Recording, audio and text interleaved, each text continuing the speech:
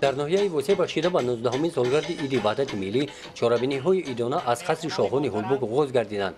ساکنان ناحیه وسه نمایندگان کورپس دیپلماتی سفارتخانه‌های دولت‌ها را که برای اشتراک در جشن عید وحدت ملی به شهر خاروق می‌رفتند در قصر شاهان هولبوگ آنها را صمیمانه استقبال گرفتند.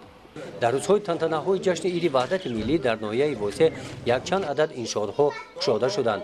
در دهه به نام حسن قربانوف جماعت دهات توگرک از طرف طبیب عبدالسلام جمعیف این درمانگاه خصوصی طبابتی گشوده شد. در این درمانگاه 5 نفر طبیبان به کار جلب گردیده به طبابت بیماران مشغول هستند. سمت طبابت این درمانگاه به رسانیدن کرم معده روانه گشته است.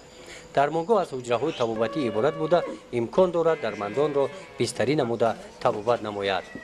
در همین روز در شهرک وسه بینای داروخانه مورد استفاده قرار داده شد. این بنا از طرف صاحبکار ظریف قربانوف ساخته شده مورد استفاده قرار گرفت.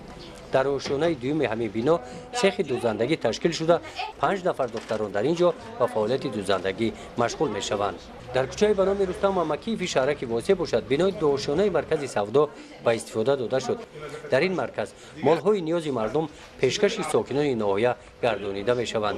در دهه نوبهار جماعت دهات توگرک روز جشن عید وحدت ملی بنای مرکز تجارت به استفاده داده شد. بنای مذکور از دو آشیانه عبارت بوده. آشیانه یکم مرکز سودا می باشد. بعد گشوده شوی این شادهای جشنی بخشیده به 19مین سالگرد عید وحدت ملی در تالار مقامات اجرایی حاکمیت دولتی ناحیه مجلس تنتنوی دایر گشت. رئیس ناحیه وسه اوید دستاوردهای ناحیه گفته گذاشته دستاوردهای ناحیه را در این دوره با شرافت وحدت ملی و استقلالیت کشور ارزیابی نمود.